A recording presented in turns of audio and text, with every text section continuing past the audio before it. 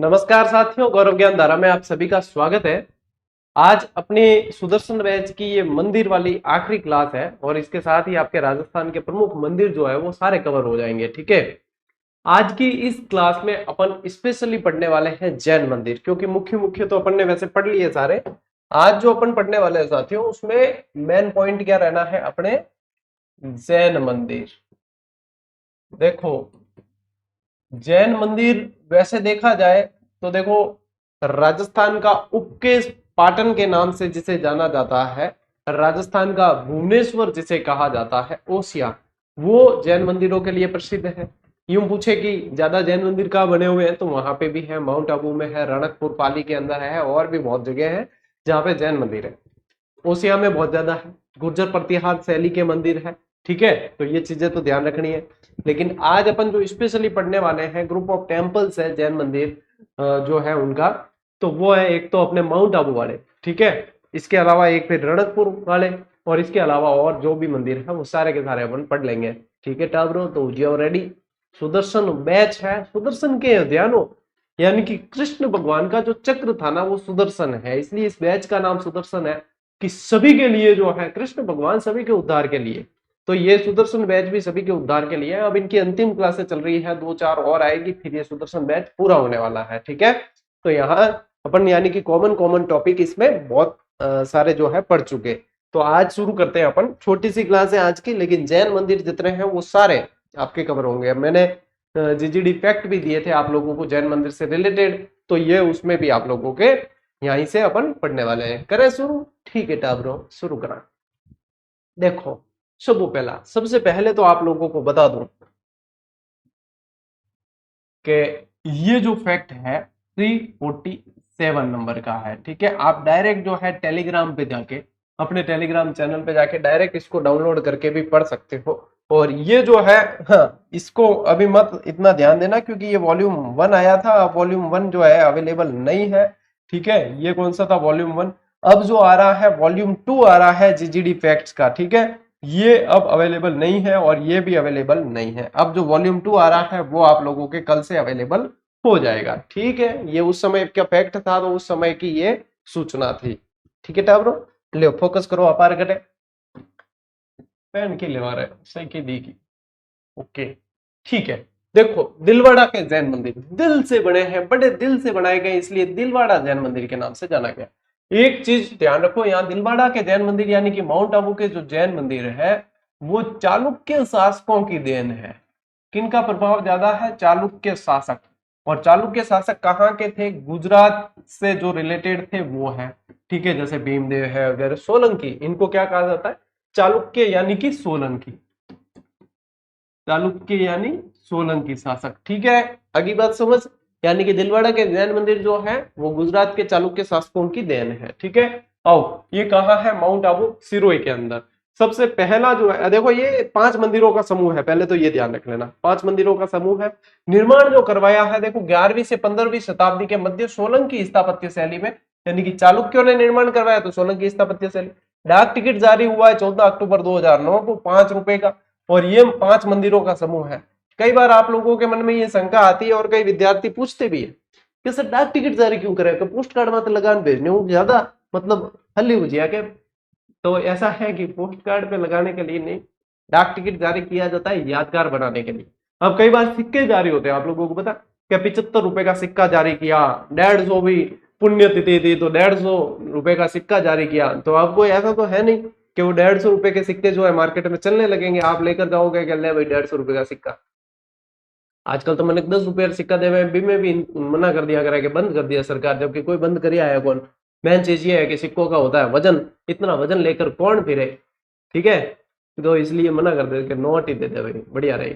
तो ये इसलिए जारी किए जाते हैं ताकि आप लोग जो है इन्हें याद रखो, यादगार बनाने के लिए। आगे बात समझ में? ठीक है, चलिए आगे बढ़ो। अब क्या है, आप लोग मास्टर बन के जाओगे, किसी विभाग में जाओगे, कोई पूछ ले, टावर ही पूछ ले, क्या बताओ गुरुजी ए डाक टिकट क्यों जारी करे, तो क्या अरे यार मान जी पढ़े है वो तो बताए कौन के डाक टिकट जारी क्यों करे, यूं बता दिया कि कद करियो के अक्टूबर में करियो आनो, पर ए तो बताए कौन के करे क्यों जारी, तो मैं सारी जानकारी दी है था। ठीक है। अब देखो मोबाइल की स्क्रीन को आडी करना, तब ये व्यवस्थित तरीके से दिखेगा आप लोगों को, नहीं तो फिर कहते फिरोगे गुरुजी दिखे कौन दिखे कौन। ठीक है, लो पहला मंदिर है अपने विमल साई मंदिर। देखो विमल साई भी बोलते हैं, विमल वसाही भी बोलते हैं। ठीक है, निर्माण कब हुआ? 1031, मोस्ट इंपोर्टेंट है, ध्यान रखना। निर्माता विमल शाह, इसलिए इसे विमल साई मंदिर के नाम से जानते हैं। चालुक्य राजा भीमदेव के ये क्या थे? मंत्री थे। यानी कि एक तरीके से निर्माण किसने करवाया? चालुक्य राजा ने, है ना। अब जैसे यहाँ से मान लीजिए कि कोई जैसे अपने पशु परिचर का सिलेबस जारी करवाने के लिए ज्ञापन दिया था, तो अपने जीसीडी के जैसे कि उस पे लेटर पेड पे, और मैंने भेजा टीम को, तो टीम देने गई, यानी कि प्रयास में अपन क्या देखते हैं? हाँ जीसीडी के प्रयासों से ये हुआ, ऐसा देखते हैं अपन। वैसे ही चालुक्य भीमदेव के मंत्री ने बनवाया, लेकिन बनाया किसने? एक्चुअली किसने बनवा दिया? चालुक्य भीमदेव ने। ठीक है, देखिए अब शिल्पी कौन था? कीर्तिधर था। समर्पित किसको है? आदिनाथ या ऋषभदेव, एक ही होते हैं। ठीक है, या तो आदिनाथ जी के दो या ऋषभदेव जी के दो, जो जैनों के प्रथम तीर्थंकर थे, ये भी पूछते हैं। जैन संप्रदाय मैंने पूरा पढ़ा रखा है। 24 तीर्थंकर हुए हैं, 24 वे महावीर स्वामी थे, सारे के सारे बताए हैं। तो वो जिसको पढ़ना है आप पढ़ सकते हो वहां से। ठीक है, दिलवाड़ा जैन जो मंदिर समूह है, वो जो है दिलवाड़ा जैन मंदिर है ना, इन समूहों में सबसे प्राचीन मंदिर है ये। कौन सा? विमल वसाई मंदिर। ठीक है, भारतवर्ष के भवनों में ताजमहल के बाद यदि कोई भवन है तो वो विमल साई मंदिर है। ये कोटेशन किसने कहा? घोड़े वाले बाबा, राजस्थान के इतिहास के जनक कर्नल जेम्स टॉड ने कहा। और कर्नल जेम्स टॉड क्या कहता है कि यदि मुझे कोई दुर्ग की पेशकश दी जाए तो मैं भैसरोडगढ़ किले को चुनूंगा। तो ये भी कर्नल जेम्स टॉड। तो कर्नल जेम्स टॉड के भी कोटेशन पूछते हैं, ध्यान रखना, अबुल फजल के और उनके नहीं पूछे जाते, ये वाला पूछेंगे अब अगली बार एग्जाम में। ठीक है, यहाँ पे लगाओ मोस्ट इंपोर्टेंट। क्या गुरुजी थन क्या ध्यान पूछी तो ते देख लियो। ठीक है, वो कोटेशन पूछी अगली बार कि किस भवन के बारे में कहा था कर्नल जेम्स टॉड ने, ये किस मंदिर के बारे में कहा है, तो थे याद रखियो, मैं थान बता दियो है। ठीक है, नंबर 2 पे आइए लूणो वसाई मंदिर। ये है 1230। देखो ये 1031, ये 1230। इसका निर्माण किसने करवाया है? निर्माता वास्तुपाल और तेजपाल। ये राजा धवल के मंत्री थे, ये राजा धवल के। शिल्पी कौन था? शोभन देव। क्या लूणो वसाई शोभा देव है? तो शोभन देव। समर्पित किसको है? नेमिनाथ जी को, जो जैनों के 22वें तीर्थंकर थे, और इसे देवरानी जेठानी के मंदिर के नाम से भी जानते हैं। कहते हैं कि देवरानी और जेठानी थी। देखो तेजपाल और वास्तुपाल ने निर्माण करवाया है, तो देवरानी और जेठानी थी। तो मतलब जब कारीगर काम कर रहे थे तो देवरानी जार कह दियो के पहला जेठानी कह दियो कि देख द्वार माते मूर्ति बनी। देवरानी जेठानी की मैं जेठानी हूँ, कद में बड़ी हूँ, मेरी मूर्ति बड़ी होनी चाहिए। ठीक है, समझ गया थे? कान खोल सुन लो, मेरी मूर्ति बड़ी होनी चाहिए। जेठानी पद में बड़ी होती है। देवरानी पछ जान बाद में कह दियो कि देखो भले जेठानी जी कद में बड़ी है, लेकिन मेरी यहाँ पे वैल्यू बड़ी होनी चाहिए, मूर्ति जो है मेरी बड़ी बनेगी। अब कारीगर फंस गए। घर की दोनों औरतों ने बताया कि मूर्ति किसकी बड़ी होनी चाहिए। कारीगर भी बड़ा उस्ताद है कि मेरी जेठानी ने कहा मेरी कद में बड़ी होनी चाहिए, और इन्होंने कहा मेरी बड़ी होनी चाहिए ऊंची मूर्ति। तो उन्होंने क्या किया, देवरानी की मूर्ति तो बनाई, मतलब जेठानी की तो बनाई, और भी मतलब जेठानी की मूर्ति बनाई ना, उससे देवरानी की मूर्ति बड़ी बनाई, लेकिन देवरानी की मूर्ति को जो है ऐसे झुका दिया। तो कद यदि देखते हैं तो फिर ये बड़ी होगी, और ऐसे देखे तो ये बड़ी दिखती है। तो कारीगर जो थे उस्ताद थे, तो देवरानी जेठानी मंदिर के नाम से भी इसे जानते हैं। ठीक है, ध्यान रखना। किंवदंती है पित्तलहर जैन मंदिर, ये निर्माण भीमाशाह द्वारा। मूर्ति आदिनाथ जी की 108 मण की पित्तल की मूर्ति है, इसलिए पित्तलहर के नाम से जानते हैं। उपनाम भीमाशाह जैन मंदिर कहवे। नंबर 3। ठीक है, नंबर 4 क्या है? पार्श्वनाथ जैन मंदिर। इसका निर्माण 15वीं शताब्दी में मंडलिक द्वारा। देखो ये सारे बता रहा हूं मैं, और सारे पूछते हैं। उपनाम सिलावटों का मंदिर भी, क्योंकि कारीगर रहे हैं यहीं के। ठीक है, फिर महावीर स्वामी मंदिर 1582 ईस्वी में, और यह जैन धर्म के 24वें तीर्थंकर थे, जो मैं आपको बता चुका हूं। यानी कि यहाँ पे देखो नेमिनाथ जी का मंदिर भी है, पार्श्वनाथ जी का मंदिर भी है, महावीर स्वामी का मंदिर भी है, आदिनाथ ऋषभ देव जी का मंदिर भी है। ठीक है, देख लिया ना ये सारे। तो ये देखो, ये ऋषभ देव जी का, ये नेमिनाथ जी का, वो आदिनाथ जी का, वो भी आदिनाथ जी का, ये जो है आपके पार्श्वनाथ जी का, ये महावीर स्वामी का। तो कौन कौन से जैन तीर्थंकरों के मंदिर है, और ये आपके माउंट आबू सिरोही के अंदर स्थित 5 मंदिरों का समूह है, जो दिलवाड़ा जैन मंदिर के नाम से जाना जाता है। ठीक है, अब ले स्क्रीनशॉट और याद कर लेना अच्छी तरीके से। जैन मंदिर बहुत इंपॉर्टेंट है राजस्थान जीके के अंदर। ठीक है।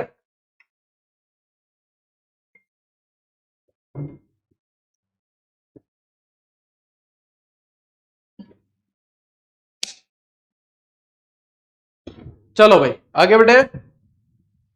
ठीक है टाबरो, देखो राजस्थान के प्रमुख जैन मंदिर ही पढ़ रहे हैं अभी, और आज की इस क्लास में अपन जैन मंदिर ही पढ़ेंगे और जैन मंदिर के साथ ये क्लास पूरी हो जाएगी। अब आते हैं अपन रणकपुर जैन मंदिर। कई बच्चों को रणकपुर जैन मंदिर की सही तरीके से जानकारी पता नहीं होती।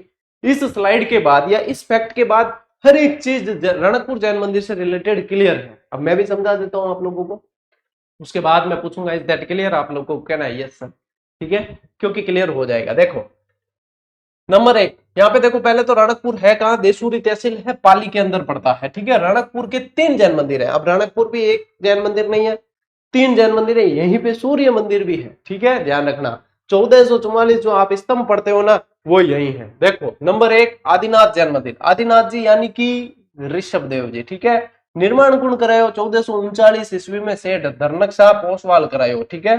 सेठ धनकशाह पोसवाल ने निर्माण कराया, जो महाराणा कुंभा के शासन काल में है, ठीक है ना। ओके, शिल्पी कौन था इस मंदिर का, तो वो देपाक था, जो सोमपुरा ब्राह्मण। अब देखो सोमपुरा जाति का क्या काम है, एक बार ये पूछा गया था मंदिर निर्माण के अंदर, सोमपुरा जाति का काम क्या होता है, मंदिर निर्माण, ठीक है। तो ये सोमपुरा ध्यान रखना, इनका कार्य होता है मंदिर निर्माण। ये प्रश्न भी पूछा है, ये प्रश्न भी पूछा गया है टाबरो, ध्यान रखो कि देपाक जो है शिल्पी हो, सोमपुरा ब्राह्मण हो, यूं बारे प्रश्न कौन जावे। मंदिर की प्रतिष्ठा किसने की है, सोम सुंदर सूरी द्वारा, वेरी मोस्ट इंपॉर्टेंट। उपनाम क्या है, स्तंभों का वन कहा जाता है, खंभों का अजायब घर कहा जाता है। स्तंभों का वन क्योंकि खंभे बहुत ज्यादा है, खंभे बहुत ज्यादा है, इसलिए स्तंभों का वन कहा जाता है। 1444 खंभे हैं, जिसमें से एक खंभा जो है अद्दर है, अद्दर यानी बिल्कुल यूं हवा में।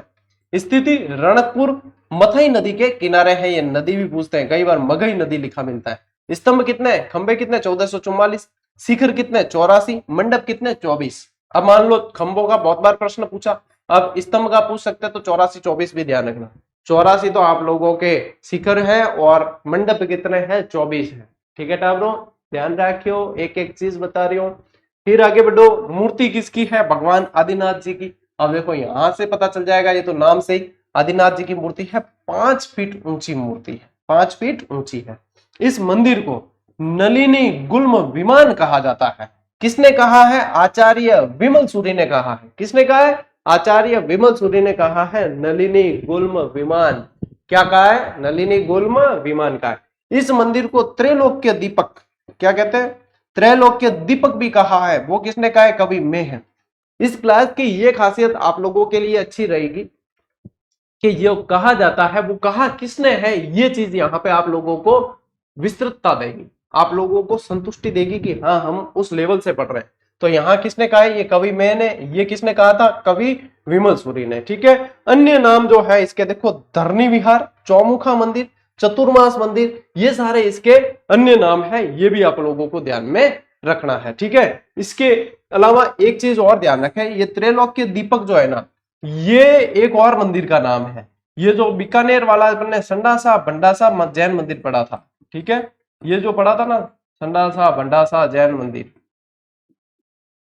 भंडासा जैन मंदिर, जिसको घी वाला मंदिर भी कहते हैं, उस मंदिर को भी त्रैलोक्य दीपक के नाम से जानते हैं। ये भी आप लोगों को ध्यान में रखना है, ठीक है ना। चलिए अब देखो नेक्स्ट,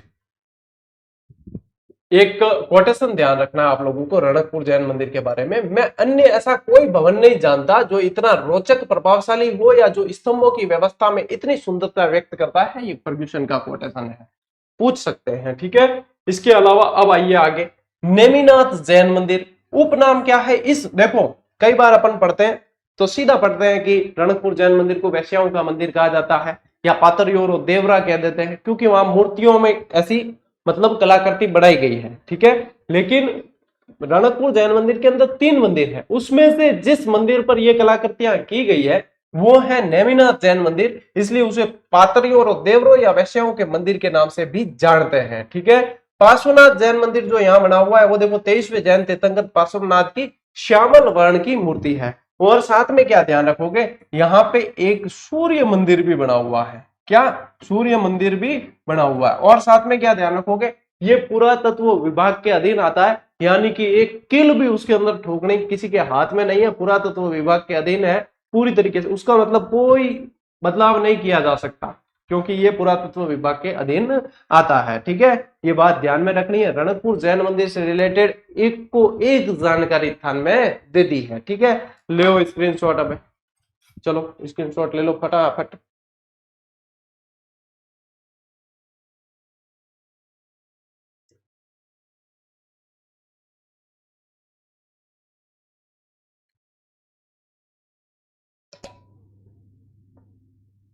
चलो भाई आगे बढ़ते हैं। कट बोतल बीच में आगे बढ़े आगे। ठीक है, अब देखो इनके अलावा जो जो बचे, जैसे कि ऋषभ देव मंदिर कहाँ है, धुले उदयपुर के अंदर।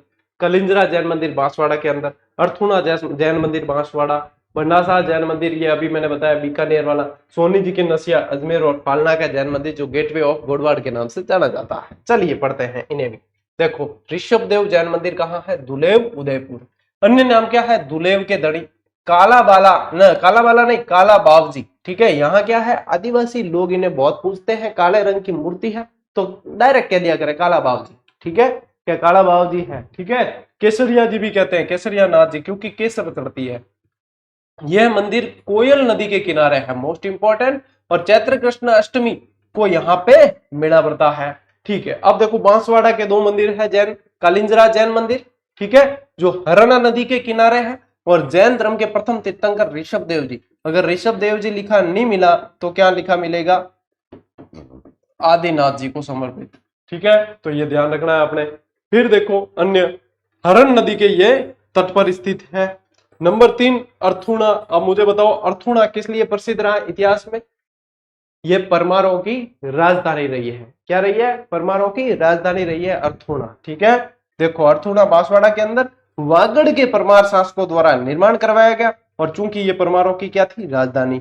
11वीं व 12वीं शताब्दी में इस मंदिर का निर्माण हुआ है। ठीक है, ये तीसरा।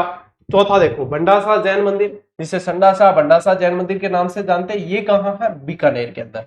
जैन धर्म के 5वें तीर्थंकर सुमतिनाथ जी को समर्पित है। किसको समर्पित है, सुमतिनाथ जी को समर्पित है। निर्माण किसने करवाया, निर्माण भंडासा ओसवाल द्वारा 1544 में।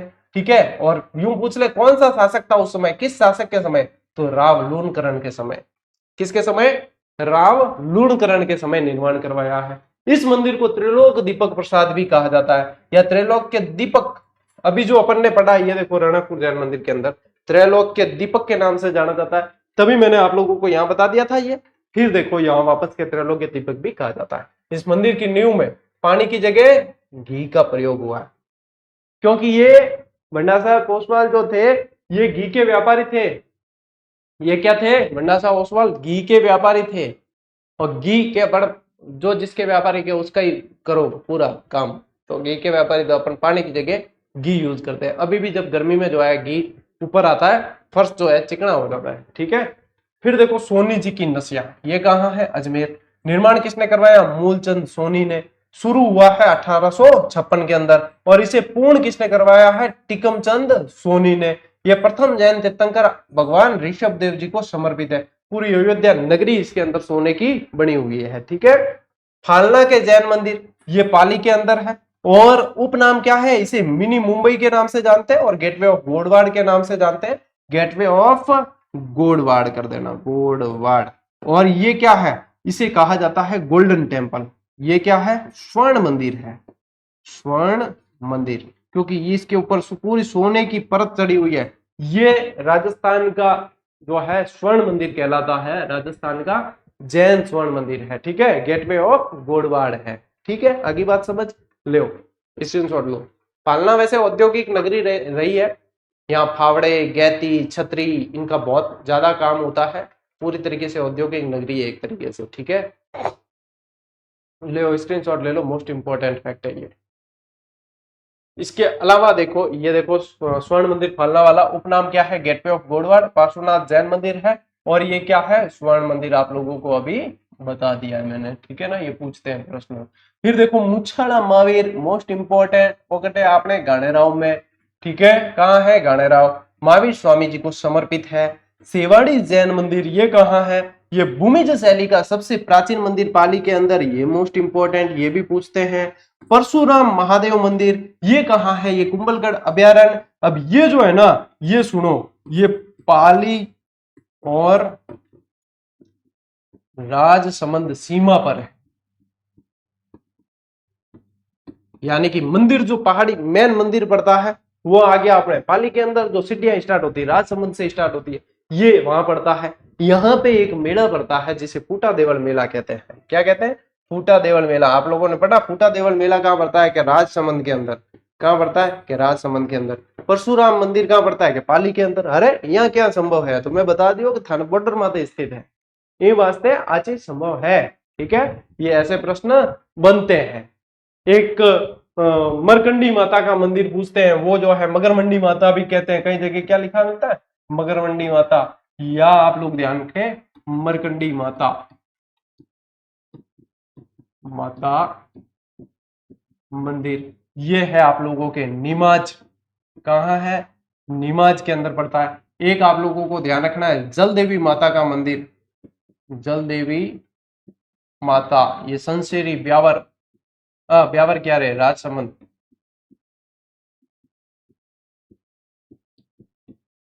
बहुत सारे ऐसे तो खूब है राजस्थान में मंदिर, खूब सारे हैं। अब आप ले लो एक बार स्क्रीनशॉट। ठीक है टावरों, इसके साथ ही अपने जो सुदर्शन बैच की ये मंदिरों वाली क्लास पूरी हुई। और मैंने कहा था आज आपके शॉर्ट क्लास रहेगी, क्योंकि जो जैन मंदिर पीछे बचे हैं तो वो ऐसा नहीं है कि अपने 30 मिनट का टारगेट के लिए जो है मैं आप लोगों को अनावश्यक बातें करके खींचूं समय को, वो अपने से नहीं हो पाता। ये वैसे भी लाइव में अपने क्लास कम से कम पौने घंटे की या घंटे की होती। अपने जो है ये क्लास पूरी हुई, आप लोग शिद्दत से पढ़ते रहे। 45 क्लासें हो गई सुदर्शन बैच में, यानी कि देख लो कितने सारे टॉपिक, ज्योग्राफी के, हिस्ट्री के और कल्चर के, जो जो कॉमन टॉपिक थे वो सारे जो है मैंने इसमें कवर किए हैं। तो आज की क्लास में साथियों इतना ही। अपन मिलते हैं अगली क्लास में, अगले सेशन में। तब तक के लिए राम राम, जय हिंद।